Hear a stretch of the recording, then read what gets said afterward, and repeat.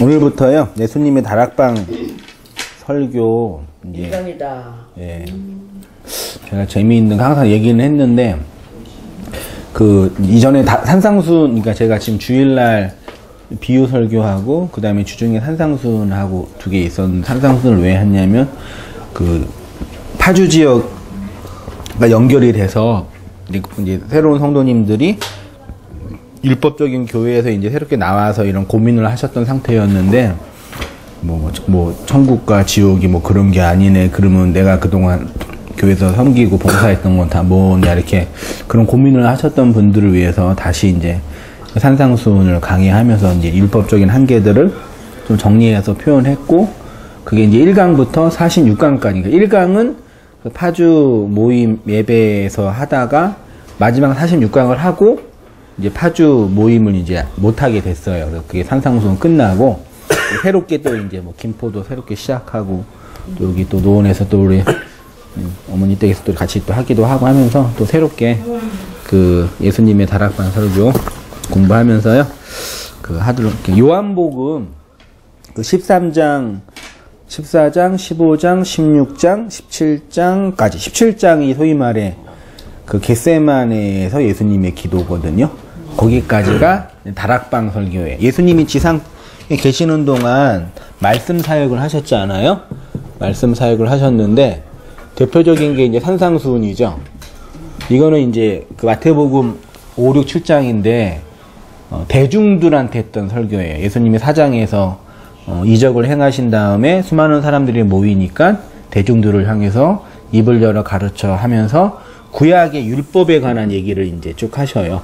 율법에 관한 얘기를요. 산상순이고, 두 번째가 이제 예수님의 비유 설교가 이렇게 있고요. 그 다음에 이제 소위 말해 다락방 강화라는 다락방은 이제 예수님이 마지막 일주일 안식구 첫날에 예루살렘으로 입성하신 다음에 이제 거기에서 사람들과 논쟁하시고 죽기가 직전에 목요일 밤에 모여서 세족식 하시고 성찬식 하시고 나 이제 죽을 거다. 그렇게 한 그날 밤에 13, 14, 15, 16, 17장 그 한 것이 다락방. 그러니까 되게 죽기 직전이시니까 얼마나 마음이 간절하셨겠어요. 그리고 정말 하고 싶은 얘기 있고, 그 제자들도 저분이 왜 갑자기 죽으려고 그러지 걱정도 되시고 그리고 이제 유다는 도망가서 예수님 팔 생각하고, 그런 어간에 했던 그 말씀이니까 되게 예수님의 어떤 그런 애절한 제자들 향한 마음, 사랑, 그리고 교회를 향한 그런 마음들이 이게 응축되어 있는 말씀이 소위 말해 다락방 강화. 그러니까 산상수는 대중들을 향해서 산에서 이렇게 설교하신 건데, 이거는 12제자 중심으로 조그만 방에서 이렇게 모여서 집중적으로 예수님의 그 말씀들을 한 내용이라 좀 더 깊이가 있는 거죠. 그래서 그것들을 하면서 또 개인적으로 또 교회적으로 또 오늘 시간 됐으면 좋겠고요. 요한복음 13장 1절 우리 같이 한번 한 목소리를 읽어보겠습니다. 시작. 유월절 전에 예수께서 자기가 세상을 떠나 아버지께로 돌아가실 때가 이른 줄 아시고 세상에 있는 자기 사람들을 사랑하시되 끝까지 사랑하시니라. 아멘. 그래서 이제 다락방 강화는 마태복음 4, 5, 6, 7장에 있는 산상순의 그것과 연결이 좀 되는 거라서요. 한번 앞에 있는 부분들을 정리하면서 말씀 한번 들어가 보도록 할게요. 살인, 간음, 도둑질, 거짓말, 탐심. 이게 뭐죠?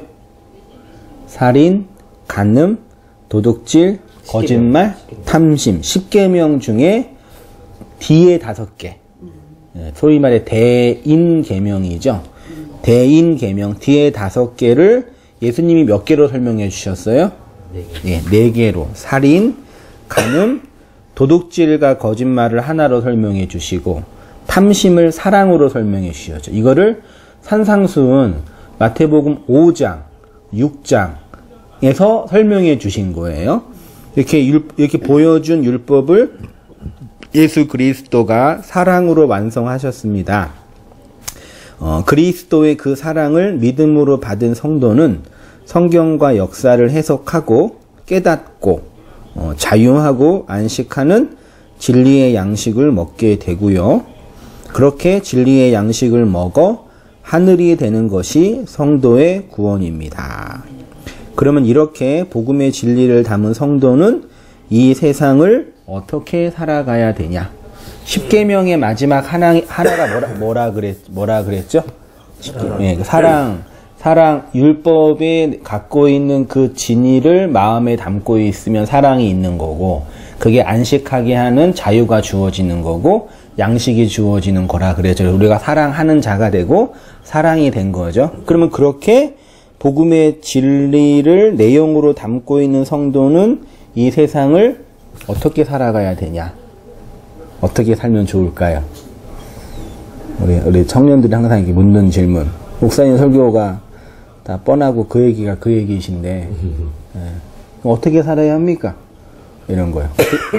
어떻게 살아야, 전 집사님? 놀라시기는. 어떻게 우리가 살아가야 되냐, 이 문제죠. 그러니까 기복주의나 율법주의는 이 땅에서 복을 받아서 그 복을 나누며 증거하며 살자. 이런 주의가 된 거고요. 율법주의는 율법적인 어떤 행위와 행실을 통해서 도덕적 성화를 이루자. 뭐 이런 거죠. 신비주의는 종교적 체험과 어떤 영적인 카타르시스를 경험하면서 그 어떤 종교적 감흥. 그러면 이제 우리는 어떻게 살아야 되냐? 그냥 이렇게 살면 되는 건가요? 그냥 사는 거죠. 그냥 산다. 특별한 거 있나요, 간사님? 저 전도밖에 없지 않나요? 전도하며 살아야 사는 목적이. 전도? 네. 전도는 그럼 뭐예요? 온 땅에 부흥시키는 거예요? 아니요. 그게 아니에요? 하여튼 당장 깨달아서 이제 하는 나라 가기 전에 사람이 할 일은 전도밖에 없지 않나요? 전도의 본질은? 전도요? 네. 진리를 전하는 거죠. 진리를 전하는 거. 예. 이제 그 방식이 이제 뭔지 한번 이제 설명해 볼게요. 줄친 부분 다음에요. 이렇게 복음의 진리를 담은 자의 삶은 세상을 향한 진리의 양식, 짐승으로 살고 있는 세상에 뭐가 된다고요? 예, 한번 동그라미 한번 해주세요. 먹을거리요? 예, 세상의 먹을거리. 예, 볼펜 없으신 마음으로 하세요. 예, 세상의 먹을거리예요. 이 율법의 세상의 원리를 한마디로 말하면 먹고 먹히는 관계입니다. 정글의 법칙이고 자연의 법칙이고 인과율이라고 하는데, 먹고 먹히는 세상에서 내가 예수를 양식으로 먹은 자가 되는 것과 동시에 짐승들이 살고 있는 세상에 그들을 위한 진리의 양식으로 그들에게 먹히는 하늘의 양식이 된다. 우리가 예수님을 먹었죠. 양식으로. 그죠. 그래서 이성 없는 짐승으로 리성, 로고스, 말, 진리, 내용이 없는 존재로 살다가 예수를 양식으로 먹어서 생명이 됐죠. 네. 그러면 그렇게 생명, 양식으로 있는 자가 이 세상에 어떻게 살느냐? 아까 이제 우리 전 집사님이 전도해야 된다. 그 엄명은 맞아요. 그럼 전도는 그 설복인가요? 교회 홍보? 아니면은 세뇌? 아니면 부러움을 선사하는 거? 이런 거 예수님 왜 믿어야 돼? 예수님 믿으면 천국 갈 수 있어. 그거 전도예요. 예수님 왜 믿어야 돼? 예수님 믿으면 나처럼 믿으면 나처럼 성공할 수 있어. 심지어 우리 청년들 같은 거 예수님 믿으면 큰 교회 가면은 좋은 여자, 남자 만날 가능성이 높아져. 그러니까 예수님 믿는 것에 대한 어떤 다른 반대급부를 주는 거죠. 그 전도예요? 아, 그건 아니에요. 그건 뭐라 그러지? 그거는 영업이라 그러나요? 영업이지. 예, 영업이에요. 세뇌, 홍보, 혹은 감화, 뭐 이런 거 있죠. 세뇌. 우리는 그런 걸 이제 전도라고 흔히 이제 얘기를 하는데, 아까 표현한 대로 우리가 이 세상에 있는 그 그리스도의 복음을 마음으로 담았죠. 양식을 먹었죠. 그러면 양식이 된 거예요. 이게 되게 중요해요. 양식이 된 거예요. 그 진리가 됐다 그러는 거예요. 그러면 율법의 세상에 우리가 그대로 나가면 뭐가 돼요? 우리가 예수님을 먹었던 것처럼 그들도 예수를 먹은 우리를 먹고 그 예수를 먹는 거죠. 그러니까 우리가 전도를 자꾸 이렇게 교회 영업이나 홍보나 포교, 포교 이런 거로 이해하거든요. 막 우리보다 가난한 나라 가가지고 어떤 나누어 주는 거. 그거는 전도가 아니라 그냥 나눠주는 그냥 사회사업, NGO 그런 거. 예수님 안 믿는 쟤네들을 보니까 참 불쌍해요. 이런 거 애들이 당계성경 가서 배우고 오잖아요. 말도 안 되는 거 배우고 오잖아요. 그런 거는 그냥 그냥 포교. 포교가 나쁜 말은 아니죠. 자기네 종교를 포교하는 거, 세뇌시키는, 권력으로 억압하는 거, 욕망으로 자극하는 거. 제가 지난주 말씀드렸지만 사람을 움직이는 말은 두 개뿐이 없어요. 권력이랑 욕망. 욕망에 대한 자극과 권력으로의 억압하는 것 외에는 사람을 움직일 수 있는 방법이 없거든요. 근데 교회가 그런 식으로 옛날 중세시대는 권력을 억압했죠. 예수님 안 믿으면 출교당하고 마녀라고 막 정죄하고. 오늘날에는 그거 안 되니까 뭘로 해요? 욕망을 자극해요.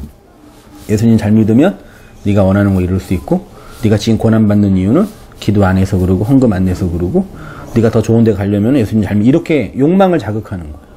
그래서 예수님, 그래서 정말 그래서 그런 말을 하잖아요. 내가 여태까지 예수님 믿었던 이유는 지옥에 안 가려고, 심지어 이렇게 표현하는 분들이 있거든요. 그러니까 우리가 현실 천국 얘기해 버리면 그럼 종말의 천국은 뭐냐? 그럼 그게 없다는 얘기냐? 뭐 없다고도 얘기 안 했는데도 그런 식으로 말씀하시는 분들이 있어요. 그런 건 전도 아니에요. 교회는 데리고 와야 되니까 데리고 올 수는 있죠. 그리고 구원 받을 수 있는 기회, 진리를 들을 수 있는 기회는 줄 수 있죠. 근데 그것마저도 잃어버리게 되죠. 심지어는요. 어떤 의미인지 아시겠죠? 예수님 이렇게 말씀하셨어요. 밑에 마태복음 10장 16절을 보시면요. 보라, 내가 너희를 보냄이 양을 어리로요. 양이 이리 속에 가면 어떻게 돼요? 네. 도시락이에요. 양식이에요. 예수님이 제자들을 이리 가운데 보내는 양이래요. 그럼 죽을 줄 안 거잖아요. 먹고 죽어라. 잡아먹혀라. 그 뜻이에요. 근데 그게 뭐래요? 너희는 뱀같이 지혜롭고, 그러니까 지혜롭게 전도하라는 얘기가 아니라 이렇게 이리에게 잡아먹히는 것이 하나님의 전도의 지혜라는 얘기죠. 그게 뱀의 지혜라고 제가 창세기 강의에서 한번 얘기했거든요. 하나님이 뱀의 지혜로. 뱀으로 오신 분이 누구예요? 예수님. 그치, 예수님. 하나님이죠. 우리를 문 분도 예수님이고, 뱀독에서 죽어가고 있는 우리도 예수의 독에 죽어가고 있는 거죠. 그 독의 해독제도 예수에게서 나오죠. 그게 하나님의 구원의 지혜거든요. 네. 양이 이리 가운데 가서 이리에게 잡아먹힘으로 그들을 구원하는 게 하나님의 지혜. 우리가 이렇게 구원받은 거죠. 그렇죠? 예수를 잡아먹어서. 그러니까 쉽게 말하면 진리를 알고 진리를 전하는 복음 전도자의 존재는 예수의 대사죠. 예수의 사자. 그 사람이 잡아먹히는 건 예수가 잡아먹히는 거예요. 우리가 어떻게 구원받았냐? 그 예수를 증거하는 누군가를 잡아먹어서 구원받은 거죠. 맞나요? 맞죠? 우리가 그렇게 구원받았어요. 가마를 받고 막 내가 더 좋은 곳에 가려고 하고 뭐 그런 거 아닌 거죠. 됐죠? 그렇게 되는 거예요. 그래서 우리나라 당군 신화나 기타 여러 인간의 이야기들을 보면 동일하게 나타나는 것 중에 하나가 짐승이 사람 되는 거. 또 1절에 한번 말씀드렸는데 그 호랑이와 곰이 사람 되고 싶어서 그 가가지고 어떻게 하면 사람 되냐 그러니까 마늘이랑 쑥을 며칠 동안이요? 100일. 100이라는 완성 어디에서? 굴에서. 그 신기하잖아요. 100의 그 쓴 양식을 100일 동안 먹으면 사람이 돼서 호랑이는 도망가고 곰이 사람이 돼서 누구랑 결혼했어요? 환웅 그 신의 아들인가요? 하여튼 환웅이랑 결혼해서 거기서 나온 사람이 당군 예수 그리스도 아들. 네. 우리가 곰 짐승인 거죠. 그래서 정결한 신부가 된 거죠. 정말 그러지 않을까 한번 그런 추측을 해보는데요. 그러느냐고 들으시면 되고요. 그래서 예수님이 이 땅에 뭘로 오셨냐면은 양식으로 먹을 거리로 오신 거예요. 우리가 예수님을 믿는다는 얘기는요, 예수님을 먹는다는 얘기죠. 그래서 예수님이 나로 더불어 먹고 그는 나로 더불어 먹으리라. 나를 먹으라. 내가 음료다. 내가 양식이다. 니네가 날 먹어야지. 이 뜻을 항상 하신 거예요. 요한복음 6장 26절 이하에 뭐 그 양식의 얘기를 쭉 하시는 겁니다.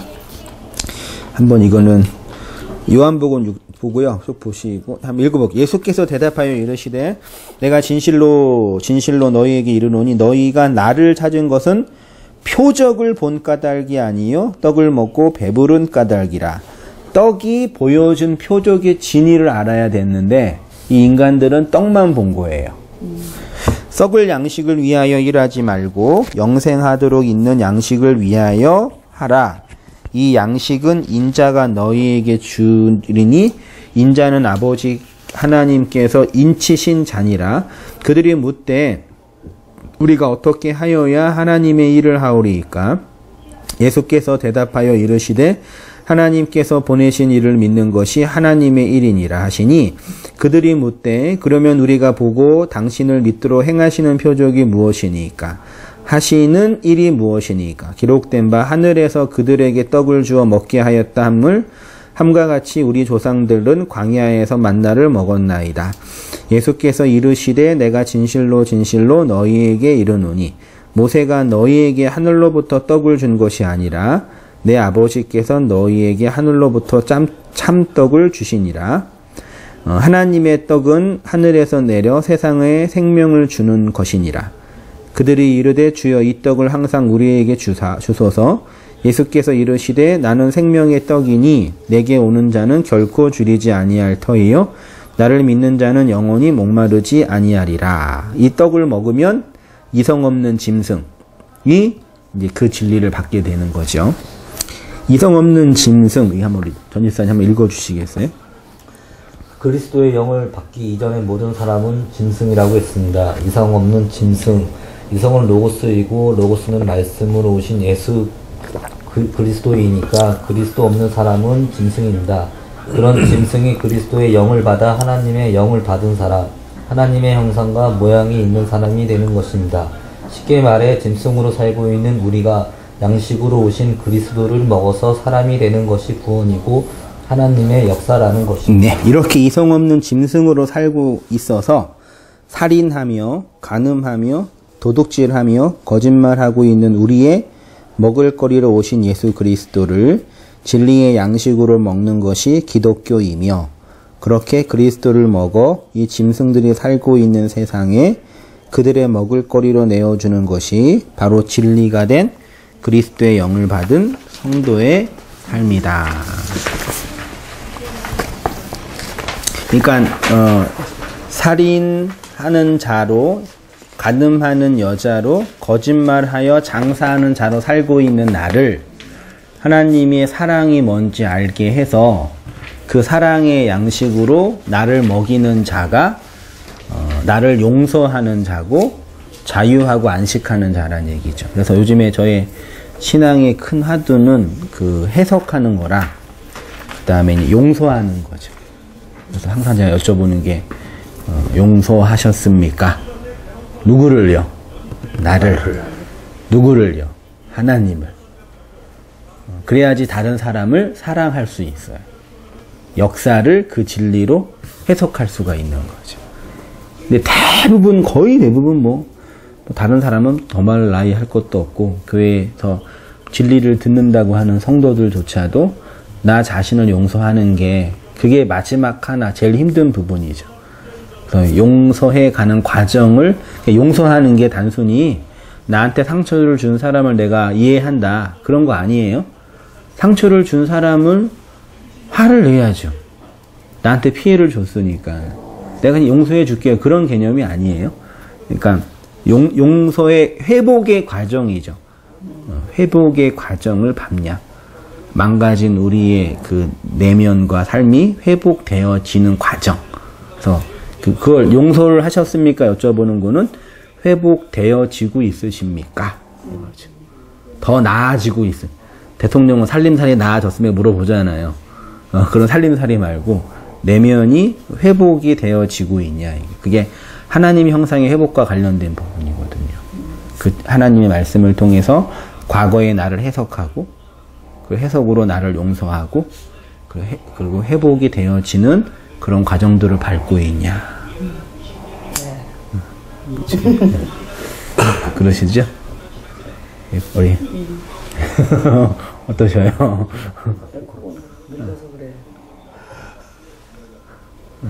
회복이 되어지는 거예요.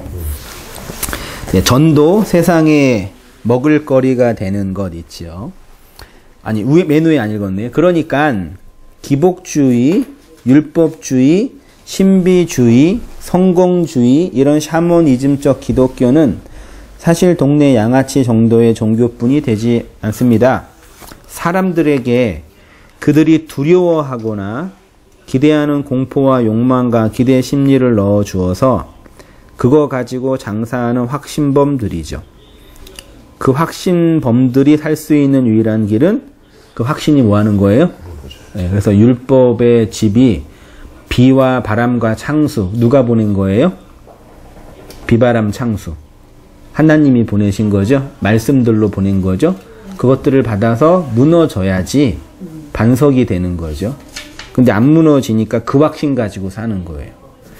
그렇다고 이런 하등 종교적 기독교를 무시한다며 나는 진리가 됐네, 너희들은 비진리네, 나는 하늘이 되어 이 땅의 도덕과 윤리와는 상관없이 살아가네 하는 자들도 그 진리로 자기를 치장하는 것임을 모르는 것입니다. 마치 줄이 끊어진 연처럼 자유롭게 난다고 생각하는데 실상은 팽팽하게 하는 줄이 없어서 떨어지고 있는 것입니다. 그래서 우리 기독교에 있어서요, 뭐 기독교뿐만 아니라 되게 좋네요. 신앙의 과정이 있어요, 없어요? 과정이 있어요? 과정을 꼭 밟아야 되나요? 그 이언론으로 이렇게 구분을 하자면 굳이 여기를 묵시의 세계라고 하고 여기를 역사라 그럴게요. 여기를 초월이라 그러고 하나님 나라고 여기를 현실이라 그러고 우리의 삶이라 그럴게요. 여기가 율법의 세상이죠. 여기는 완성된 진리죠. 하늘나라. 우리가 여기에서 시작되는 거죠. 일로 가는 거죠. 일로 단박에 갈 수 있어요? 단번에 갈 수 있어요? 못 가요? 십자가로 일로 이 초월의 세계로 단번에 갈 수 있어요? 그게 뭐 우리가 율법을 모르고서는 네. 그 진리 속으로 들어가기는 힘들다고 보거든요. 그렇죠. 율법을 경험을 해야지. 네. 그러니까 그 경험 일로 가는 게 언론인데 과정이 있냐 얘기죠. 단계나 과정. 어떻게? 단계? 예. 이런 글쎄요. 과정을 밟아야지만 가는 거냐? 아니면 단박에 가냐? 사람마다는 다르지만 과정도 짧을 수도 있고 길 그 수도 있고. 사람마다- 그건 있다는 얘기죠. 네. 제 얘기 저는 짧고 길고의 문제가 아니라 있냐 없냐의 문제죠. 있나? 이게 고민이 되셔요? 아니, 아니 그냥 지금은 물론 우리의 그 궁극적인 어떤 결과적으로 봤을 때는 네. 그냥 단번에 우리는 하나님 나라의 완성으로 들어가 있지만 네. 이 땅에서의 어떤 그 시간과 역사 속에서는 물론 사람마다 다를 수 있겠지만 네. 저는 과정 어떤 그런 경험도 필요하고 그런 게 필요하다고 보거든요. 그러니까 그 필수냐 선택이냐? 그 필수는 아니라고 봐요. 아, 필수는 아니에요? 필수는 아니에요. 그러면 과정을 다 안 밟아도 갈 수 있다고. 안 밟아도 갈 수 있는 어떤 사람은 이 있을 수 있다. 땅에서의 어떤 그 하나님 나라의 누림인가 그 천국을 볼 수 있는 눈이 띄어질 수 있는 것은 네. 이 땅에서 우리가 예. 살아가는 동안에 과정이 꼭 필요하다고 저는 보고요. 네. 근데 저는 우리가 뭐 이 사람이 구원을 받았다 못 받았다 이것을 우리가 단정 지을 게 못 되잖아요. 사람은. 예. 근데 단번에 또 들어가는 사람이 있지 않을까 또 그런 생각도 회복이 되고. 권사님은 혹시 목사님. 권사님 어떻게 생각하시나요? 저는 지금 묵시 속에 살고 있다고 봐요. 권사님이요? 예? 권사님이? 그러니까 자유로운 것 같아요. 아, 근데 그래요? 이렇게 살면서 근데 이런 관계를 거쳐온 것 같다는 생각은 들어요. 어떤 거요? 이런 어떤 단계를 통해서 네. 주님을 더 알고 이랬던 것 같아요. 그쵸. 그러니까 제 결론은 율법의 세상에 율법이라는 건 율법 자체가 순서와 차서가 있는 거예요. 성전에 들어가서 순서와 차서 가지고 1, 2, 3, 4라는 과정과 그 율법이에요, 그게요. 그래서 우리는 이거를 반드시 지나가야 돼요. 다 경험해야 돼요. 반드시. 그래서요,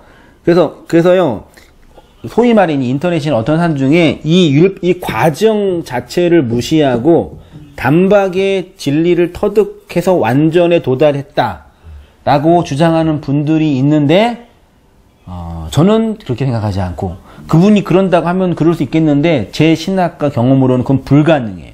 왜냐면 우리는 어디에 있으니까. 여기 있잖아요. 여기 있죠? 여기 쓰세요?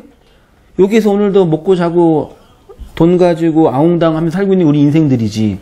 여기 속에서 예. 있잖아요. 그러니까 김동선 목사님이나 이런 분들이 하는 묵시에 완성된 거는 시간 밖에서의 초월의 개념이지 우리의 현실의 개념은 아니에요. 됐죠? 그래서 그러면 이 율법의 세상에서 어떻게 이제 묵시의 내용을 사냐, 그건 진지한 고민인데, 그죠? 어떻게 생각이 들었냐면, 그러니까 여기에서 이제 우리가 여기서 시작됐잖아요. 그래서 여기에서 말하자면 이렇게 연을 날리고 있는 거예요. 연이 잘 날리려면 어떻게 해야 돼? 뭐가 필요해요? 바람이 있어야 되고 또 뭐가 있어야 돼요? 끈이 있어야죠. 바람을 잘 타고 끈이 팽팽해야지 연이 잘 날르죠. 근데 얘가 잘 날르고 있는데 너무 답답한 거예요. 더 높이 날리고 싶어요. 더 멀리. 그래서 어떻게 한 거예요? 이걸 끊었어요. 연이 끊으면 그냥 이게 자유예요? 추락이에요?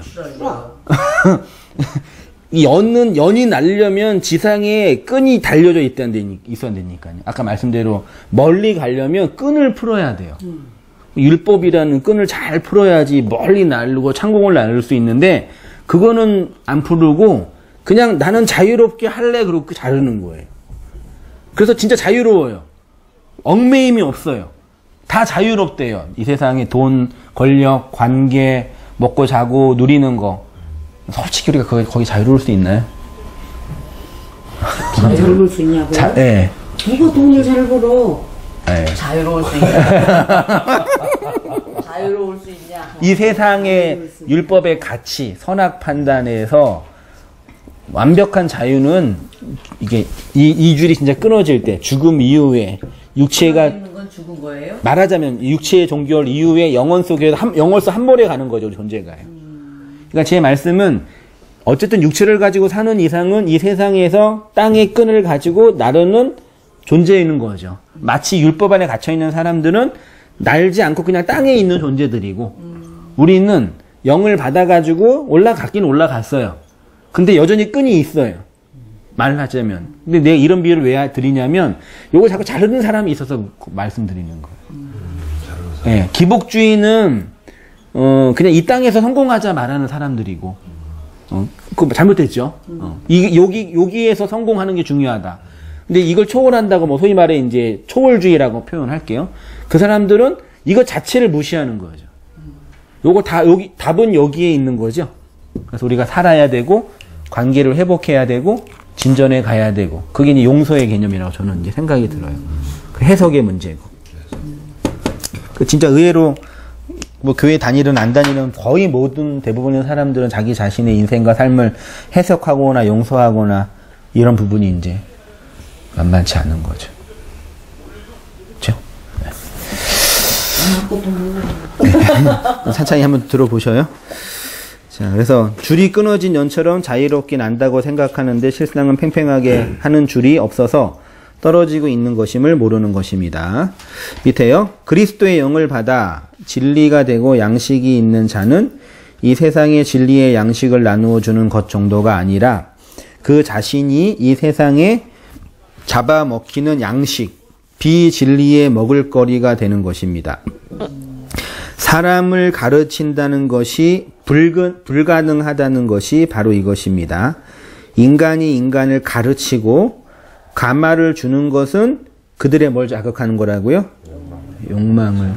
왜 학생들이 선생님 말씀 잘 들어요? 네, 잘 들어야지 점수가 잘 나오잖아요. 왜 학생들이 이렇게 인강 열심히 수학 들어요?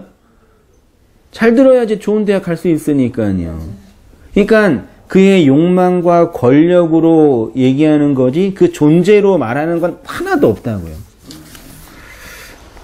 욕망을 자극하거나 권력으로. 진리를 건네주는 유일한 방법은 이런 건 안 돼요. 물론 교회라는 말씀을 들을 수 있는 과정은 이런 건 안 돼요. 어떻게 해요? 진리가 된 자가 비진리로 있는 자에게 잡아 먹히는 거예요. 양이 이리 가운데 가는 거예요. 양으로. 사자로 가면 돼요, 안 돼요? 잡아먹어요. 양으로 가야지. 우리 사자로 가려고 그래요. 갑자기 사자로 가고 싶어. 이거 맨날 강하려고 그러고, 튼튼하려고 그러고, 잡아먹으려고 그러고, 세상을 정복하려고 그러고, 뭐 하나 하려고 그러고, 잡아먹혀야 된다고요. 완전 반대예요. 그러니까 기독교 2000년의 역사 동안요, 정말 진리를 전하는 사람은 진짜 극소수라니까요. 미션이라는 그 영화를 보더라도 중세 그 카톨릭이 남미나 그런 나라를 이렇게 종교 권력을 억압하고 포교하고 세뇌를 시켜버렸잖아요. 그건 전도가 아니죠. 그래서 그거를 이렇게 하면 안 됩니다. 관제 선교 안 되고 그들에게로 들어가서 그들을 섬겨야 합니다. 했던 진짜 그 신부는 고난을 당하고 이게 선교의 역사거든요. 교회의 역사고요. 오늘도 똑같아요, 사실. 아프리카 선교, 중앙아시아 선교, 동남아시아 선교, 그 다음에 남아메리카 선교 다, 한 99%는, 95%는 다 관제 선교로 들어가 버린 거죠. 말씀과 칼로. 예수님 믿어? 안 믿어? 그 IS가 그렇게 하고 있잖아요, 지금요. 아니, 500년 전, 1000년 전에 기독교가 그렇게 했다니까요. 그리고 수많은 종교전쟁을 일으키고, 신교, 교교 싸우고, 카톨릭이네, 개신교네 해가지고, 프랑스 위그노에서는 수십만 명, 수십 백만 명이 그냥 사륙을 당해요, 그냥. 개신교도들이라고. 그럼 개신교도도 카톨릭도 죽이고. 이게 종교가 권력화되고 욕망화되는 거죠. 오늘날은 이제 권력으로는 안 되죠. 뭘로? 욕망을 계속 자극해요.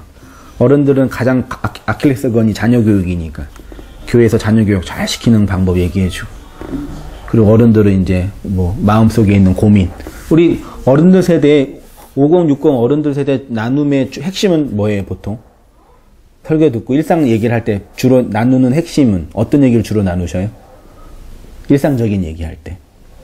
우리도 말씀하지, 그치? 이게 말씀 말고 일상적인 정치 얘기 많이 하잖아요. 정치 얘기를 교회에서 해요? 아, 교회에서. 네, 교회에서. 정책이 아니, 교회에서? 네. 자녀. 자식 걱정. 그 다음에 몸이 아프기 시작하시잖아요. 네, 맞아. 그래서 병원 어디 다니냐, 약 뭐 먹냐, 이거 하잖아요. 아팠다. 네. 우리의 관심거리, 걱정거리는 우리의 삶의 기저고 욕망의 기저거든요. 말하는 거 나쁘다는 얘기가 아니라요. 그것들을 자극하는 방식으로 교회가 움직여지는 거죠. 그런 거 보면 참 무섭죠. 근데 진리는 정반대예요. 욕망이 삭제당하고 권력이 삭제당하는 거예요. 자, 교회가 진짜 전도를 하는 것은 그들을 설복시키거나 과마시키거나 세뇌시키거나 두려움으로 조정하는 것이 아니라 그리스도가 우리를 위해 먹을거리가 된 것처럼 이 세상에 먹을거리가 되는 것입니다. 어떻게 먹을거리가 되냐? 밑에 고린도전서 4장 9절 이하에 있죠? 네, 권사님 한번 읽어주세요. 내가 생각하건대 하나님이 사도인 우리를 죽이기로 작정된 자같이 끄트머리에 두셨음에 우리는 세계 곧 천사와 사람에게 구경거리가 되었노라. 우리는 그리스도 때문에 어리석으나 너희는 그리스도 안에서 지혜롭고 우리는 약하나 너희는 강하고 너희는 존귀하나 우리는 비천하여 바로 이 시각까지 우리가 줄이고 목마르며 헐벗고 매맞으며 정처가 없고 또 수고하여 친히 손으로 일을 하며 모욕을 당한즉 축복하고 박해를 받은즉 참고 비방을 받은즉 권면하니 우리가 지금까지 세상의 더러운 것과 만물의 찌꺼기같이 되었도다. 내가 너희를 부끄럽게 하려고 이것을 쓰는 것이 아니라 오직 너희를 내 사랑하는 자녀같이 권하려 하는 것이라. 그리스도 안에서 일만 스승이 있을 때 아버지는 많지 아니하니 그리스도 예수 안에서 내가 복음으로서 너희를 낳았으니라.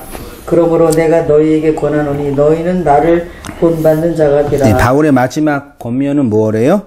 너희는 나를 뭘 본받으래요? 정확하게. 기도하는 거요? 선교하는 거? 봉사하는 거? 헌신하는 거? 먹히는 거. 네, 먹히는 거. 이게 지금 그 세상 끄트머리에 구경거리에 돗자리 그 생고생 얘기하잖아요. 나 이렇게 생고생했다. 나 본받으라 그 뜻이에요. 보고 보러 전화하라. 그런 게 아니에요. 그 생고생 고민이 아니라 이게 배경이 있는데 고대 로마 시대 때 황제나 장군들이 이방 나라를 정복 정쟁을 하고 승리하고 돌아오면 어디로 돌아와요? 보통 개선문으로 돌아오죠. 개선문 통과하잖아요. 이렇게 맨 앞에 누가 있어요? 그 나라 장군, 황제가 정복하고 나 잘했다고 막 퍼레이드 하잖아요. 지금도 막 4강 들어가고 월드컵에서 1등하고 그러면 막 하잖아요. 그거 한 개선행렬. 왕이 있고 뒤에 누가 있어? 쫄병들이 있죠. 그 뒤에 누가 있어요? 전리품이 있죠. 그리고 또 뒤에 누가 있어요? 예, 포로들이. 이 포로들은 그냥 걸어오는 게 질질 끌려와요. 꼬챙이에 끌려가지고. 이게 천사와 세상의 구경거리가 됐대요. 그러면 바울은 어디에 있는 거예요? 끝에. 여기에 있는 거예요. 끄트머리. 이거 바울을 포로로 만든 이 존재는 누구예요? 예수. 예수의 포로가 된 거죠. 전쟁에서 예수한테 당해가지고 먹혀서 예수의 포로가 됐잖아요. 끌려가고 있잖아요. 이렇게요. 그런 나를 본받으래요. 이게 본받는 거예요. 그러니까 교회에서 이제 많은 청년들이나 사람들이 목회자를 본받으라 할 때 그 본받는 건 안 돼요. 목회자 뭘 본받으시려고요? 뭐 잘하는 게 뭐 특별한 게 있어요? 아무것도 없지.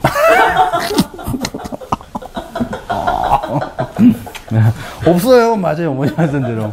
뭘 본받아요? 근데 하나는 있단 말이에요. 이걸 보잖아요. 누군가가 두 부류가 나눠. 첫 번째 부류는요. 이런 바울을 보면서 에휴 불쌍해라. 공부 많이 해가지고 네가 돌았구나. 에휴 저주받았네. 그런 사람이 있는가 하면 또 한 부류는 바울을 이렇게 포로로 만든 그 예수님의 나도 포로가 되고 싶다 하는 소위 말해 변태 같은 사람들이 나오는 거예요. 복음은 이렇게 증거돼요. 오, 괜찮아. 아니야 괜찮아. 왜 그래? 나한테 왜 그래? 너도 은혜 받았어? 복음은 이렇게 증거. 이게 뭐 무기인지 아나? 진짜 이거 본받는 거야. 바울이 그리스도께 잡아먹혀서 세상에 먹을거리가 된 모습이에요. 그러니까 오늘날 교회들이 이걸 반대로 다 얘기하자. 여기서 1등 하려고 그러는 거죠. 나 예수님 잘 믿어서 성공했다, 번영했다, 이 욕망. 이 성공과 번영, 이 세상의 법칙인 거니까. 정반대였네. 나도 진짜 바울이 야 이런 사람이 되는 나도 이런 사람 되면 얼마나 좋을까 막 이런 생각이 했었는데 이런 거 그냥 해석을 못 해요. 이게 예수님한테 이제 포로된 건지 네. 사단한테 포로된 건지 이거 구별을 못 하겠어요? 네? 못 하겠어요? 최소한 본문을 읽어보면은 예수라고 생각은 안 들어도 그리스도가 아닌 사람들에게 핍박을 당하고 뭐 이런 생각은 들잖아. 사단에게 고통을 당했다? 아니, 그럴 수 있다? 이 포로가 이제 예수님한테 포로가 된 건지 네. 뭐 스스로 포로된 건지 자기 욕망 때문에 포로된 건지 그리스도의 그 진리에 의해서 내가 끌려가는 모습이라는 얘기죠. 말씀에 네. 진리에 완전히 그렇죠. 이런 경험은 모든 성도 안에 동일하게 있는 거죠. 하나님의 그 말씀에 의해서 끌려가는 우리의 삶. 그거를 그렇게 끌려가면 나를 용서하게 하고 자유하게 하는 내용이 주어진 거잖아요. 그러니까 너도 나처럼 이렇게 그리스도께 끌려가야지. 이게 진리를 전하는 거라고. 그렇게 바울이 예수님한테 끌려갔다고요? 예. 그것처럼 그 예수님이라는 어떤 우리가 보는 어떤 육체적인 어떤 예수로 보면 안 되고 목사님 그렇죠? 그 진리의 말씀에 우리가 그냥 포로가 말씀에 끌려가는 게 저런 뜻이다. 그쪽으로 가야지. 네. 그게 이제 세상에 먹을거리가 된 우리의 모습이에요. 그런데 문제는 대부분의 사람들은 이게 맛이 없어서 먹지 못합니다. 먹으면 죽는다는 것을 본성으로 알고 있기 때문에 살기 위해 자기 욕망을 자극하는 그런 것만 먹습니다. 스스로 지옥에 가는 것입니다. 하나님이 우리 인간에게 모형으로 주셨습니다. 누군가를 사랑하거나 자식을 낳아서 키우거나 어떤 일을 열정적으로 할 때 다 내가 그 대상에게 차압당하고 사라지는 경험을 하셨죠. 사랑하면 사랑하는 대상과 하나가 돼서 내 존재가 없어지죠. 어떤 일을 열심히 하면 그 일을 하면서 내가 없어지는 걸 경험하시죠. 그러니까 사랑은 사랑의 대상을 향한 내 존재의 삭제란 얘기죠. 예수님과 우리의 관계, 진리와의 관계도 마찬가지라는 얘기죠. 그런 것처럼 진리의 양식이 우리에게 주어지면 우리가 그 진리로 삭제당하는 경험을 하게 되고요. 하나님은 이렇게 우리를 그 진리와 양식으로 이끄십니다. 산상수는 구약의 대인 계명인 살인, 간음, 도둑질, 거짓말, 탐심을 증언하였고 요한복음은 율법의 마지막 하나, 온전으로 완성된 사랑을 요한 자신을 통해서 설명합니다. 재미있게도 사복음서의 마지막은 누가 기록했어요? 요한이 기록했고 성경의 마지막도 성경은 누가 완성했어요? 요한이 완성했어요. 복음도 요한이 완성했단 말이에요. 그 요한이 성경을 완성한 거예요. 그리고 그것은 우리의 삶 속에서도 동일하게 나타나죠. 우리도 요한으로 완성이 된다. 그럼 보세요. 요한이란 이름을 쫙 찾아보니까요. 헬라어로 이오안네스로 되어 있대요. 여기 히브리어로 가면 요하난 혹은 예호하난이라는 단어인데요. 그에게 여호와는 은혜롭다. 여호와가 은혜를 주셨다. 이런 뜻이 예호하난 이런 뜻이래요. 이 예호하난이 여호와와 하난의 합성어예요. 여호와는 아시죠? 구약의 여호와의 이름 하나님. 하나는요. 자비를 베풀다. 은혜를 베풀다. 히브리어의 그 하나님의 자애, 사랑, 헬라어의 아가페의 히브리어가 뭔지 혹시 아셔요? 많이 들었을 텐데. 헤세드 들어보셨어요? 헤세드. 하나님의 자비. 그 헤세드 할 때 헨이 사랑, 자비, 자애, 은혜 이런 뜻이에요. 여호와 하나는 여호와께서 은혜를 베풀다. 여호와께서 자비를 베풀다. 그게 여호하난. 여호와 요한이 가지고 있는 의미예요. 그럼 보세요. 맨 아래 단락이요. 구약에서 하나님이란 단어 용례를 살펴보면 하나님께서 어떤 사람에게 은혜를 베푸시는 장면이 나옵니다. 은혜 받으셨어요? 네. 이런 말처럼 추상적인 표현이 없죠. 그렇죠. 은혜 받았다 할 때 그 은혜는 뭐예요? 우리가 말씀을 잘 듣겠다는 거예요? 아, 그럴 수도 있겠네요. 또 은혜를 받았다 그러면 감동적이다. 감동을 받았다. 그러니까 이게 언어라는 게 제가 늘 목사라는 단어가 있는데 이 목사라는 단어 안에 목사가 있어요, 없어요? 목사라는 한글 단어 안에 목사라는 의미가 없지요. 이거는 그냥 이름만 있는 거죠. 그래서 여기다 뭘 붙여야 돼요? 그 목사 혹은 한성민 목사 이게 있어야지 목사가 의미가 있는 거죠. 이건 이름만. 어머니도 마찬가지예요. 어머니라는 존재가 있어요? 그냥 이름만 있는 건데 내 어머니, 너의 어머니, 우리 어머니가 어머니인 거지 어머니는 그냥 없는 거죠. 그 은혜도 마찬가지예요. 은혜가 뭐예요? 교회에서 가장 추상적으로 쓰는 단어. 은혜 받으세요라는 얘기는 뭐 설교를 잘 들으라는 얘기인지 마음에 감동을 받으라는 얘기인지 뭐예요? 그런 것 같아요. 감동 받아서. 그래서 목사가 어쨌든 감동을 주려고 그렇게 애를 쓰는 거예요. 이렇게 막 찌어내는 거예요, 그냥. 감동을 주려고. 줄 것도 없는데. 그러면 은혜라는 말씀을 좀 가르쳐 주세요. 네, 할게요. 알았어요. 그 은혜는 뭐냐면 구약에서 은혜를 받을 때 뭘 받았냐면요. 구약에서는 자손을 얻는 게 은혜 받은 거예요. 또 부귀, 명예, 장수. 요게 은혜를 받은 거예요. 은혜는 요렇게 주어져요. 구약에서. 네. 됐죠? 그렇죠. 안에도 내용이 다 들어있네요. 뭐 다 있어요, 구약에. 그래서 이제 3페이지 한번 보셔요. 그래서 이제 창세기 6장 8절에 그러나 노아는 여호와께 은혜를 입었다 그랬죠? 언약을 받았어요. 방주 들어가, 방주 만들어, 이거요. 창세기 35장 5절에서는 하나님이 주의 종에게 은혜로 주신 뭐요? 자식들. 자식이에요. 자식 받았어요. 요셉이 그의 주인에게 은혜를 입어 뭐가 됐어요? 총무가 됐어요. 권력이 주어졌네요. 모세는 은총을 입었다. 이거는 뭐죠? 중보권, 사제권이 주어졌고요. 민수기에서는 우리가 만일 은혜를 입었으면 요단강을 건너게 해달라는 거. 구체적으로 물건이 주어지는 거예요. 그러면 이걸로 한마디로 신약으로 말하면 은혜를 받으면 뭐가 주어지냐? 자손이 주어진다.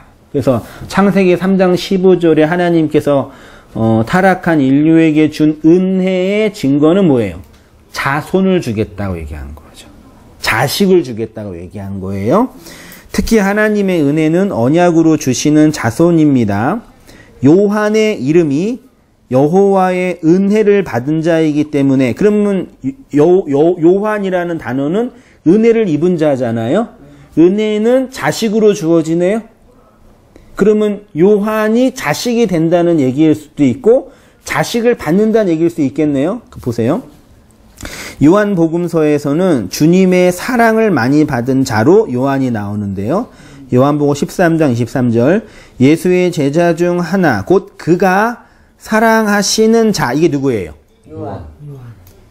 예수의 품에 의지하여 누웠더라. 예수께서 자기의 어머니와 사랑하시는 제자 곁에 서 있는 것을 보시고 자기 어머니께 말씀하시되 여자여 보소서 아들이니이다. 보세요. 요한복음은 사도 요한이 기록한 마지막 복음서입니다. 공관 복음서보다요 30년 뒤에쯤 기록된 서신서라고 여겨져요. 요한이 쓴 책이 요한복음, 요한 1, 2, 3서, 요한계시록, 다 성경 거의 끝에 있거든요. 원래 제자들은 성경 복음서를 쓸 계획이 있었어요, 없었어요? 마태복음을 쓸 때 내가 이걸 잘 기록해가지고 후대에 좋은 역사 자료로 만들어내야지 그러고 썼을까요? 아니, 원래 제자들은요 예수님이 금방 오실 줄 알았어요. 예수님이 승천하실 때 뭐라고 그러셨어요? 나 금방 온다? 그래서 제자들은 내일 올 줄 알았어요. 진짜요. 그래서 다 팔았잖아요. 직업 다 포기하고 그냥 그것만 기다렸잖아요. 오신 진짜 오셨는데 그거를. 근데 안 오신 거예요. 영이 완전 안 왔어요. 1년 지나도 안 오고 2년 지나도 안 오고. 그러니까 계속 안 오니까 어떻게 생각해요? 그러면 이게 안 오나? 그럼 우리가 또 생업을 다시 해야 되나? 그래서 막 다시 이제 돈 벌고 하는 거예요. 10년 지나도 안 와. 20년 지나도 안 와. 근데 문제는 예수님을 직접 목격했던 사람들이 어떻게 되는 거예요? 죽어가는 거예요. 긴장되는 거지. 이거 어떡하지? 이거 예수의 이 복음을 더 이상 들을 만한 사람이 없는데. 그래서 이렇게 하다가 그러면 예수님에 관한 내용을 글로 써야 되겠다. 그게 복음서예요. 그 마가가 맨 처음 기록하고 마가복음 중심으로 마태와 누가가 편집하면서 기록한 게 공관복음서예요. 그리고 복음서를 기록하고 교회가 시작됐는데 요한이 마지막 근데 공동체가 형성이 된 거죠. 교회 공동체가. 교회 공동체 안에 있는 다양한 신학적인 한계와 문제점들을 경험했던 요한이 그것들을 해석하는 측면에서 다시 예수에 대한 재해석을 쓴 것이 요한복음이에요. 그래서 훨씬 공관복음서보다 신학적으로 깊이가 있고 공동체 중심이고 성령론 중심이고 그런 게 나오는 거예요. 교회 공동체를 쓴 책이라. 근데 이제 요한이 자기 자신을 기술하는데 어떻게 기술해요? 사랑하는 한번 자기가 글을 썼는데 자기가 나오는 대목에서 예수님의 사랑을 받는 자. 이거 좀 문제 있는 행동 아닌가요? 예? 에고이스트 아닌가? 예수님의 사랑을 받은 베드로, 예수님의 사랑을 받은 그 빌립이 아니라 예수의 사랑을 받은 제자. 자기가 자기 스스로 사랑을 많이 받았다고 쓰고 있는 거예요.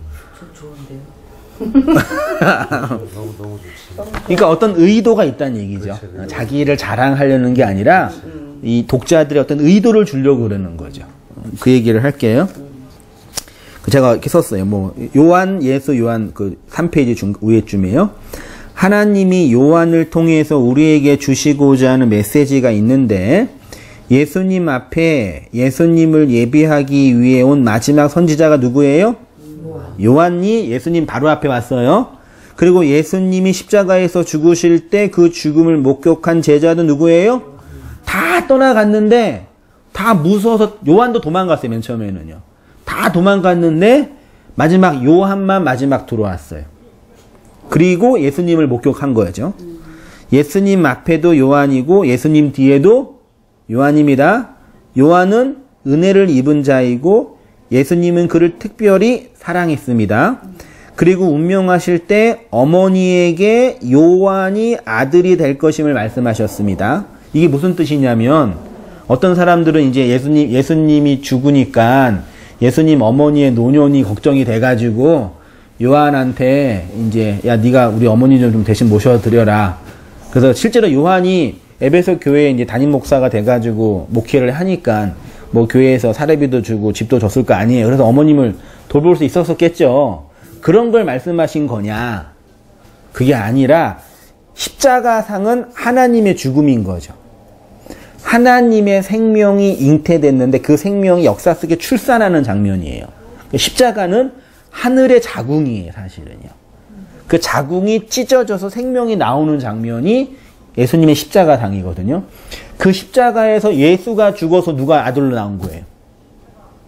누가 아들이 됐어요, 여기에서요? 여자여 보소서. 뭐예요? 요한. 십자가에서 예수가 죽고 예수의 죽음으로 아들이 탄생하는데 그 아들이 요한이라고요. 그러니까 그 십자가는 아들이 나오는 그 장면이에요. 그럼 이 요한은 하나님의 특별한 사랑을 받은 존재고 아들이 된 거죠.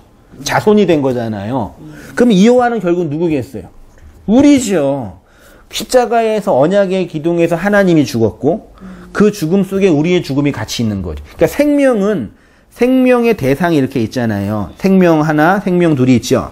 이 생명이 이 각각의 개별적 주체가 만나서 서로 죽어야지만 진짜 생명이 되잖아요. 난자와 정자가 만나야지만 생명이 되는 것처럼요. 하나님이 십자가에서 죽으셨죠. 그 죽음 속에 누구의 죽음이 있어요?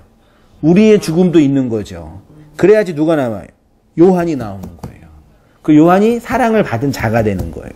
그 우리가 요한으로 여기서 나온 거예요. 사랑받는 자로요. 그 우리 이야기란 얘기죠.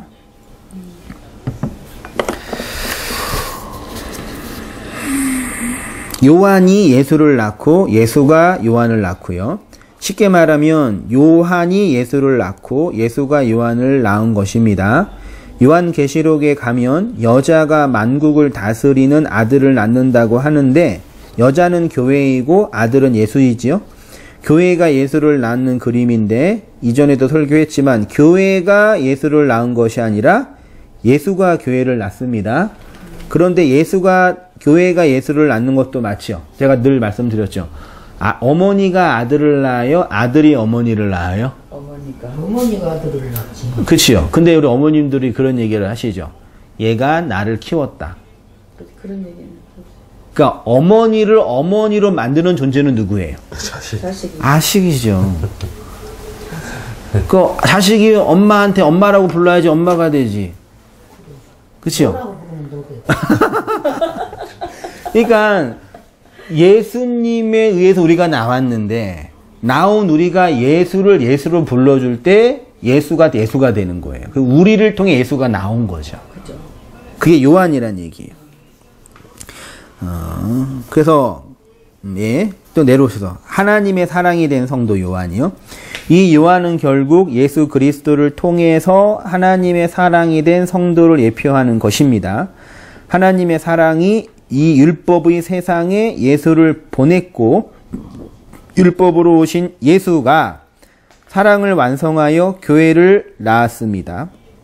그래서 교회가 역사 속에서 경험하는 구원은 하나님의 사랑을 아는 것이고 그 사랑을 받는 것이고 하나님을 사랑하는 것이며 하나님의 사랑으로 형제를 사랑하는 것입니다.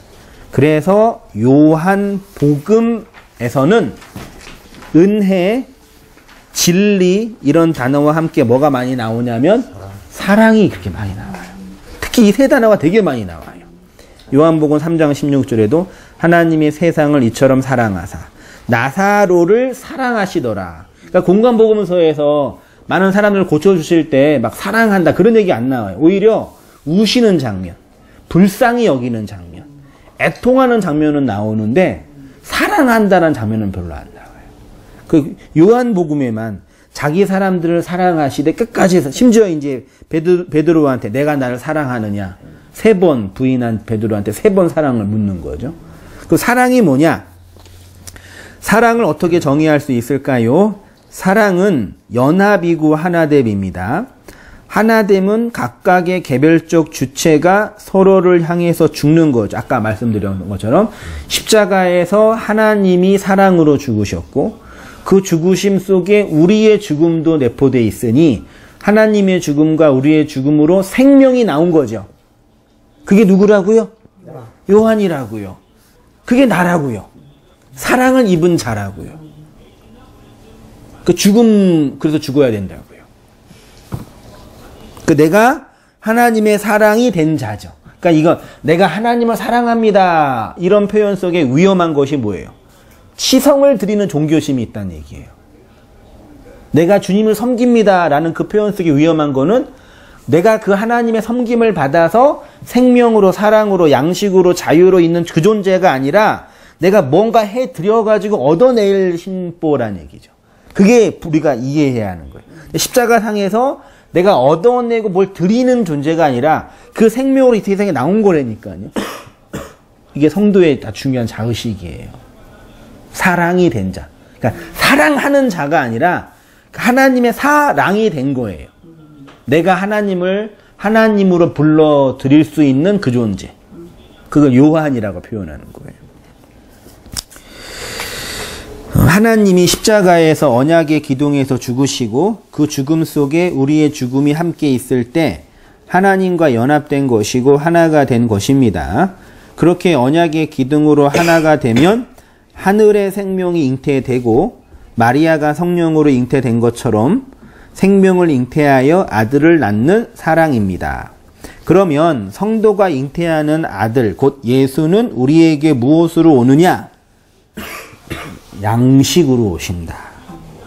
그 양식을 먹고 말이 없는, 영이 없는 짐승에서 말을 하는, 진리를 하는, 진리로 말하는 사람이 되는 거죠.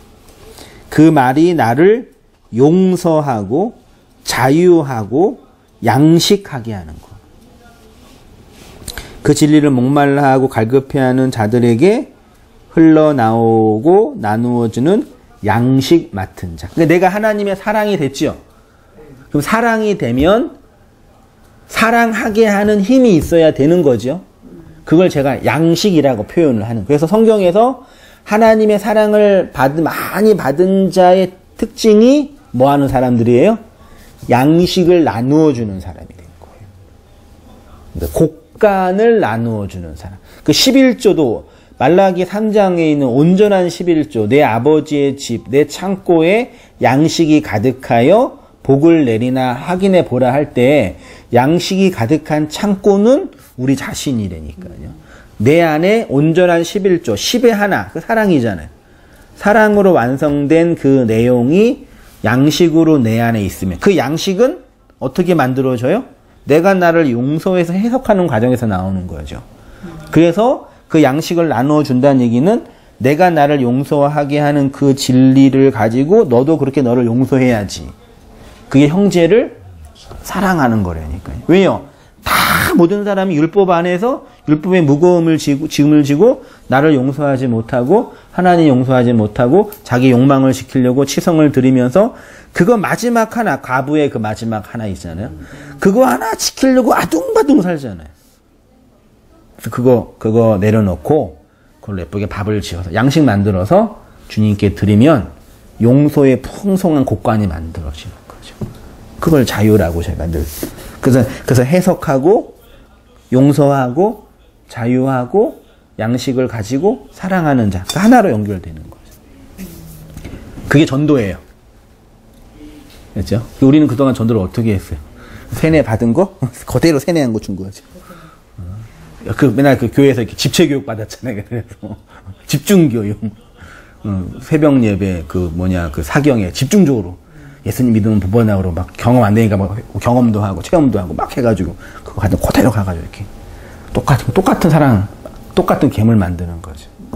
그런 어간에 이제 뭐 김성선 목사님이나 김종근 목사님이나 뭐 기타 등등 진리를 전하는 그런 그 목사님 화두를 던진 거죠. 이거 왜곡된 구조다. 이런 거 틀린 구도다. 이거 옳지 않다. 아주 큰 일을 하신 거죠.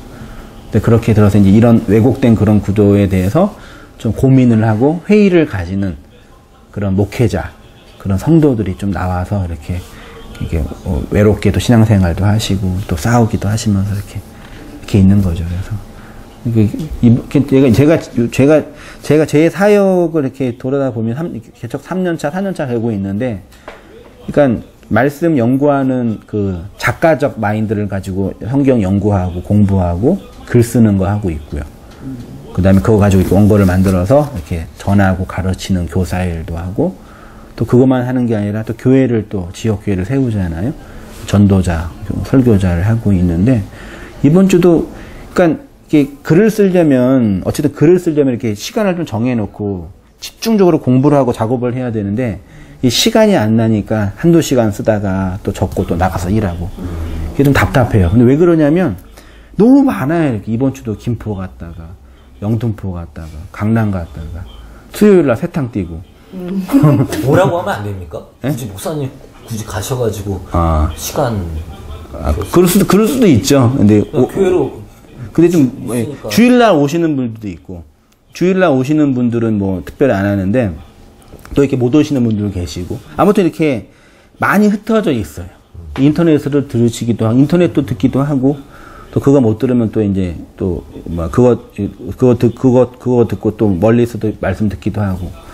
그러니까 뭐 인터넷이든 뭐든 너무 이렇게 많이, 그러니까 흩어져 있고, 지하 세계라고 제가 표현하는데, 우리 보편 기독교 틀 안에서 이제 고민하고 있는 분들이 너무 이렇게 많이, 그래서 이렇게 진리가 되고 율법적인 틀을 극복하려고 나름 애는 쓰는데, 또 이 안에도 되게 어려움들이 많이 있잖아요. 우리의 욕망은 여전히 있고, 왜곡된 구조 여전히 있고, 이단적인 말씀 막 들은 분도 계시고, 왜곡된 것도 있고, 호랑이를 피해서 나왔는데 사자가 앞에 있는 그런 분도 계시고, 혼란스러운 분도 계시고, 진짜 다양하게 이렇게 흩어져 있는 성도들. 그러니까 대형 교회, 큰 교회 목사들 이렇게 점잖게 설교하고 막 하나님 그런 이렇게 화려하게 보이는 우리 교회 종교 역사 속에 진짜 어두운 이 고통받고 있는,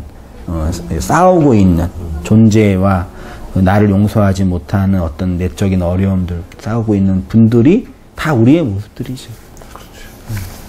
그런 부분에서 양식을 나누어 주는 것이 사랑하는 거. 그러면 날 용서하게 하고, 용서가 되어지는 과정을 밟는 거죠. 회복의 과정. 그러니까 완벽하게 완성되지는 못하지만 이 땅에서는 그 지향점을 가지고 회복되어지는 어떤 과정을 밟는 거죠. 그렇게 해서 이제 모여서 말씀 나누고, 또 이렇게 그렇지 않은 사람도 나누어 주고, 또 이 안에도 우리가 혼란스럽고 모르는 게 많이 있으니까 또 잘 배우고 그런 게 필요한 것 같더라고요. 아무튼 그렇게 양식을 흘려주고 나누어 주는 그 신약의 위치를 집사, 장로라고 하는 거예요.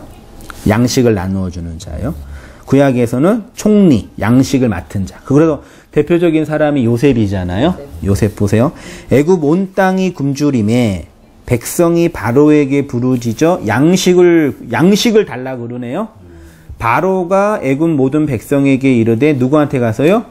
요셉의 양식을 관장하는 자가 됐잖아요. 그러니까 이제 형들이 온 거예요.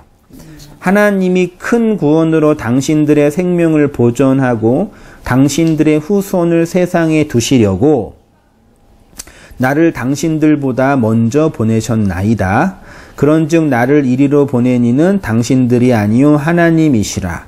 하나님이 나를 바로에게 아버지로 삼으시고 온 집의 주로 삼으시며 애굽 온 땅의 통치자, 아버지, 집주인, 집의 주인, 온 땅의 통치자.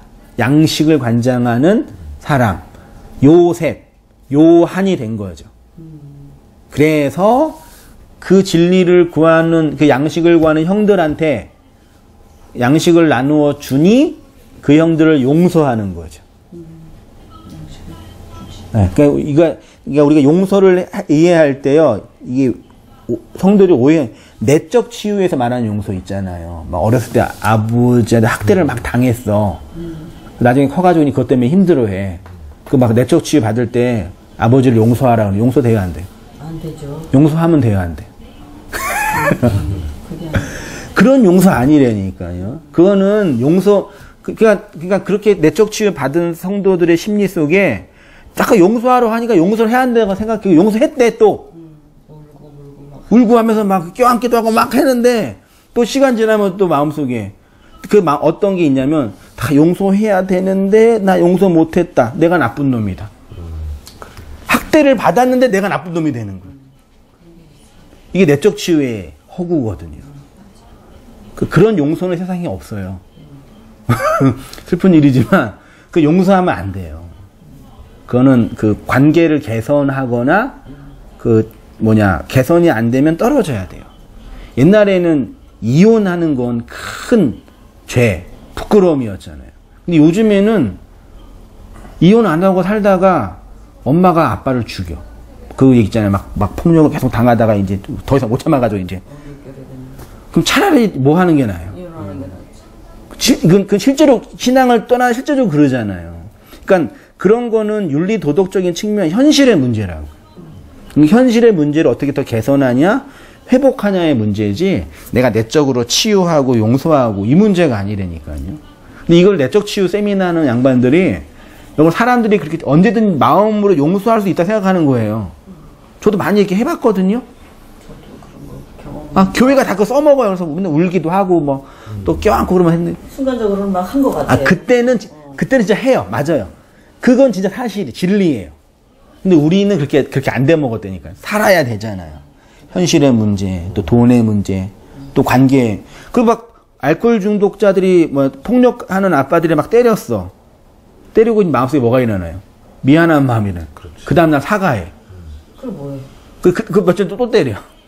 여자는 풀어줘. 맞은 놈은 안 풀어줘, 막. 그게 그냥 풀어준 척한 거지. 근데 계속 쌓여요. 아무튼 그런 이제 내적, 그런 이제 세상에서 말하는 그런 내적 치유는 없어요. 제가 내린 결론은 그런 거는 그냥 이렇게 어떤 개선의 기회는 되겠죠. 이런 계기를 통해서 이런 계기는 되는데 그것 자체는 회복된 게 아니에요. 그렇게 인간은 복잡해요. 받고 상처받은 건 상처가 남는 거예요. 수술 좀 해가지고 꼬맹해서 좀 붓기는 하지. 근데 이건 갈린 건 있는 거겠죠. 그래서 회복의 과정을 밟아야 되는 거고, 여기서 말하는 용서는 그런 용서가 아니라 나를 그 진리로 대접해서 내가 나를 용서해서 그 양식으로 그 사람도 이렇게 용서하게 만들어주는 그 진리를 건네주는 거예요. 그걸 용서라 그러고, 그걸 신약성경 요한 사도는 서로 사랑하라. 하나님이 우리를 사랑한 것처럼 형제를 사랑하라.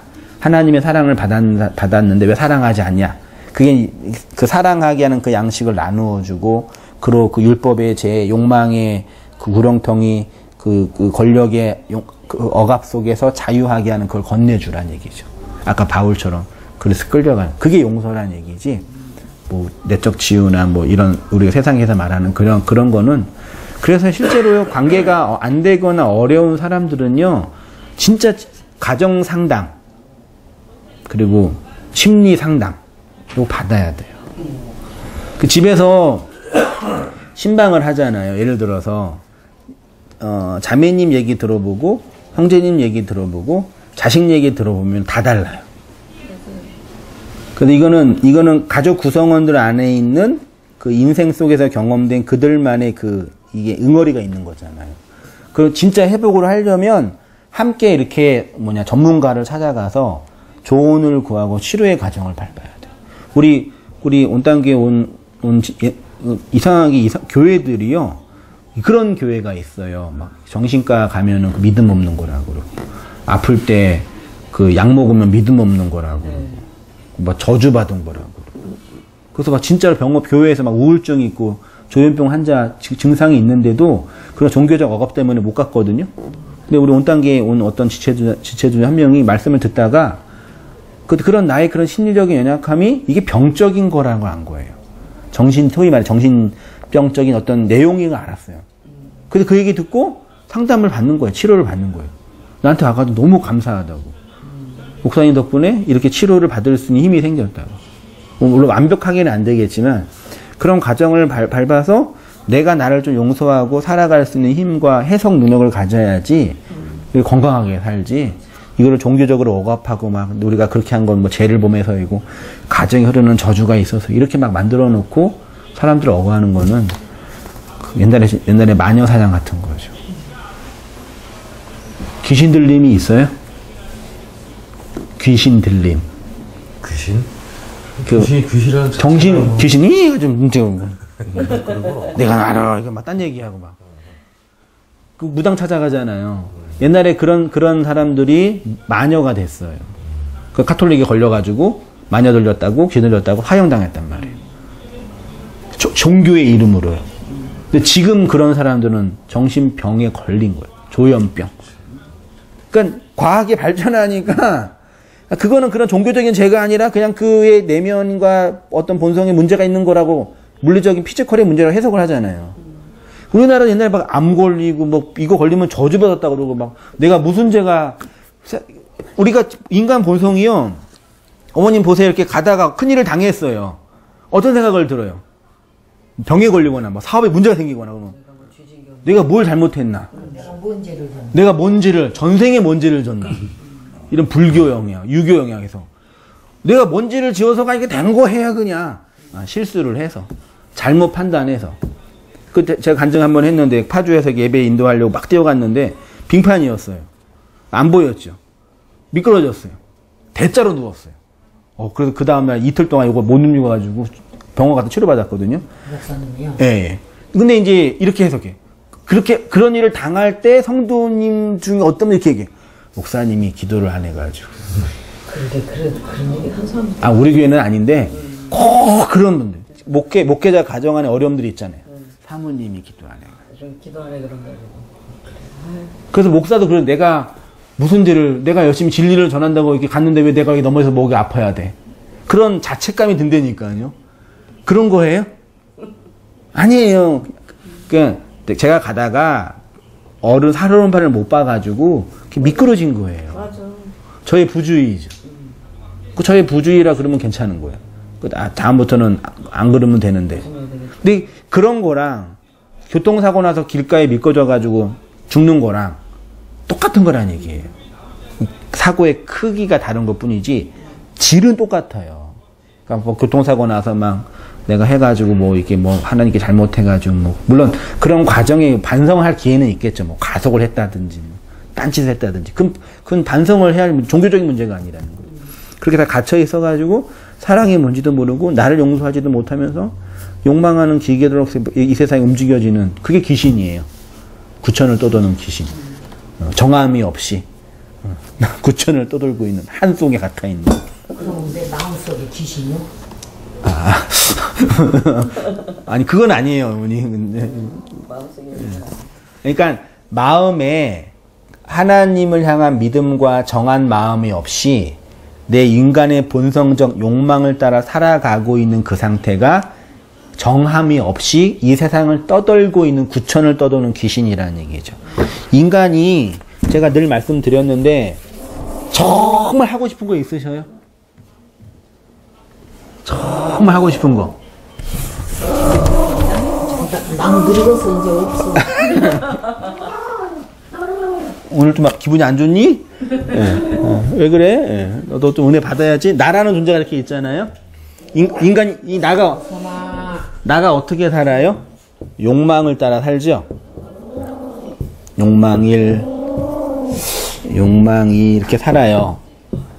이거를 주체라 그러고 이거를 대상이라 그러죠. 그래서 얘가 욕망을 하는 거예요. 그렇죠? 내가 원하는 거 이렇게 하는 거예요. 이건 정상 메커니즘이에요. 근데 이제 율법 안에 갇히면 어떤 사람이 되냐면 나가 대상이 되고 욕망이 주체가 돼요. 욕망이 커져요. 욕망이 나를 움직이는 거예요.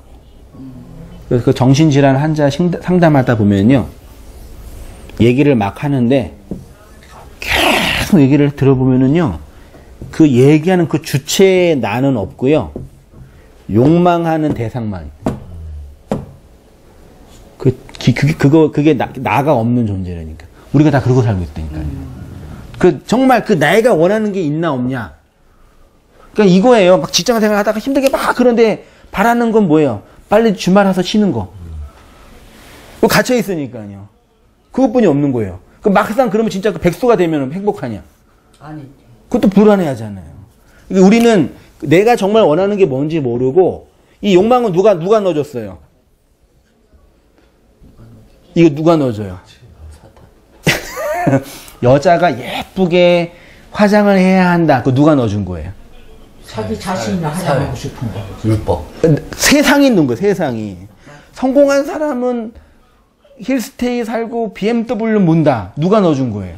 세상. 내가 정말 원해서 BMW 사는 사람 없다니까, 그래서요. 이 세상에서 성공한 사람 이런 고급차를 모는 게 성공한 사람이야 정해놓고, 내가 성공을 했으니까 몰아야지, 이거라니까요. 그러니까 내가 운송수단으로 안락하게 안전하게 다닐 수 있는 차가 필요한 게 아니라 그걸 넘어서는 거예요. 그게 욕망이라는 거예요. 그러니까 가방이 이렇게 있잖아요. 구찌라는 가방이. 가방은 물건 넣는 거잖아요. 근데 여자들은 물건 들기 위해 가방을 들고 다니라고 뭐하고 들고 다녀? 보여주기 위해서. 그래서 이걸 500만 원 주고 사요. 500만 원 주고요. 원가는 50만 원도 안 돼요. 남한테 보여주려고. 그러면 이 차익이 450만 원이잖아요. 이게 욕망이라는 얘기예요. 그러니까 450만 원을 주고 욕망을 사는 거예요. 구찌라는 그 브랜드를요. 다 우리 지금 브랜드가 다 그거예요. 삼성, LG, 현대. 그 다 브랜드를 만들어 놓고 이 브랜드는 좋은 거. 지금 교회가 그러고 있어요. 순복음. 교회도 브랜드가 됐지. 이 교회 다니면 니네가 성공한 사람. 나 이런 거 무섭지 않아요. 너무 무서워요, 세상이. 그래서요. 도대체 이 세상에 귀신이 있는 게 맞긴 맞는 것 같아요. 그렇게 살고 있는 인간들에게 양식이 주어져서 이 욕망이 삭제되는 거죠. 그래서 내가 원하는, 그 진리가 원하는 그 나로 움직여야죠. 내가 나를 용서하는 거고, 내가 나를 사랑하니까, 그렇게 살고 있는 사람들에게 동일하게 그 나를 증거할 수 있는 거예요. 그렇게 세상이 다 그렇고 만든구만. 예, 그쵸. 맞죠. 예. 이 세상이 만들어 놓은 조작된 어떤 욕망의 틀이 있는 거죠. 예. 거기에서 나오는 거. 그럼 목사님, 우리는 어떻게 살아야 되는가 좀 말씀 좀 해주세요. 지금까지 계속 말씀하셨잖아요. 그래도 나 다 잊어버렸어. 네, 또 들으시고요. 또 다음 주에 또 들어보셔요. 네. 그래서 이제 그게 이제 마지막에 읽고 이제 맞춰볼게요. 사랑하는 자로 살아가기. 네, 사랑하는 자로 살아가는 거예요. 사도 요한은 이 양식을 진리로 나누어 주는 것을 사랑이라고 합니다. 바라기는 함께 예수님의 다락방 설교를 함께 나누고 공부하면서 그 사랑을 알아가고 배우고 사랑하는 자가 되기를 소망해 봅니다. 진도는 끝나고요. 이제 끝났어요. 네. 나는 오늘 한약 배운 것은 예. 아래 있는 글씨가 요한, 예수님이 그 십자가를 통해서 요한을 낳아서 우리가 요한이라는 걸 알았네. 내가 요한이 됐다. 네. 그걸 알아. 그거 안 나오는 거다. 그게 요한은 사랑하는 자예요. 나는 사랑이 그거 하나 분명히 알았어. 그러니까 전 집사님. 네? 그 진리의 양식은 나를 어떻게 해석하는 걸까요? 해석하는 걸까요? 원래 해석이 돼 있어야 되는 게 맞지만 괜찮아요. 이렇게 다 나비 두세요. 네. 잘 모르겠어요. 해석하는 거. 진리가 나를 해석하고 용서하는 사람. 네. 그거를 뭐가 못마땅해? 해석된 사람의 경험에 비춰봤을 때 뭘까요? 그게? 율법으로 만든 내 율법의 집들이 예. 그 비바람 창수가 와서 무너지는 거죠. 근데 이게 잠시 무너졌다가도 다시 또 건재하고 네. 계속 그냥 반복하면서 그냥 죽는 겁니까? 아니면 완전히 무너질 수는 없는 네, 완벽히 무너지는 건 없죠. 무너졌기 때문에 무너져서 율법이 또 만들어진다고 해석할 수 있는데, 무너졌기 때문에 또 다른 차원이 만들어지고 있는 과정인 거죠. 어떻게 설명하면 좋을까요? 이게 네, 단계, 과정. 단계라고 봐. 예, 단계 과정. 예, 맞아요. 그런 거 맞아요. 율법이 갇혀 있는 거예요, 그럼? 예, 그러니까 이렇게 예를 들어서 옛날에는 내 존재가 100% 율법이었다고 한다면 이게 다 무너졌어요. 다시 세워지는데 이제 90만 세워지는 거죠. 말하자면, 비유를 하자면. 그렇죠. 그러니까 다시 세워졌는데 이제 완벽하게 여기가 진리가 되는 그런 건 없고, 이 완벽한 율법에서 이제 말하자면 좀 없어지고 90이 되는 거고, 그게 이제 과정이라고 할 수 있는 거죠. 예. 예전에는 정말 이거만 알았고 안 그러는 얘가 이렇게 손을 내고 이렇게 하면 공격하는 줄 아나 봐요. 그런 것 같아 보니까. 공격해서 이게 손을 내밀면은 주인을 공격한다고 생각하는 것 같아. 그러니까 예전에는 이 100% 율법적인 내가 스스로 어떻게 할 수 있을까? 말씀은 들었으니까 변화가 되보려고 하다 보니까 그것도 되긴 돼요. 어떤 과정을 통해서 90이 됐다가 80이 됐다가. 근데 지금도 여전히 그 길을 가지만 묵시 속에서 하나님이 이미 완성하셨다는 그런 것 때문에 이제는 내가 그 길을 가는 게 괴로운 게 아니라 그냥 가는 거지, 믿음으로. 그래서 평안하고 자유로운 것 같고, 그 단계는 분명히 있는 것 같아요. 그러니까 무너졌는데 또다시 세워지는 나를 보면서 이제 자책하는 것인 거잖아요. 근데 이제 무너졌지만 완벽하게 진리로 세워지지 않는 측면이 있지만, 또 한편으로는 율법의 그 무엇이 무너진 거죠. 그렇게 또 보시면 어떨까 생각도 무너진 게 좋은 거죠. 그렇죠. 근데 그 무너짐의 경험이 이제 반복되면서 깊어지는 거겠죠. 네. 권사님 하셨고 우리 집사님이라. 물어봐. 나는 듣기만 해도 사복음서에서 저는 그 요한이 가장 늦게 복음서를 기록했잖아요. 그래서 마가복음 같은 경우를 보게 되면 요한복음하고 이 어떤 그 글에 쓴 어떤 그 뭐라고 해야 될까? 어떤 뭐라고 해야 돼? 단어나 네. 뭐 용어 이런 것도 차이가 많이 나고 네. 상당히 많이 나거든요. 그렇죠. 근데 특히 마가복음 같은 경우는 그 실제적인 어떤 사람들에게 그 보여지는 어떤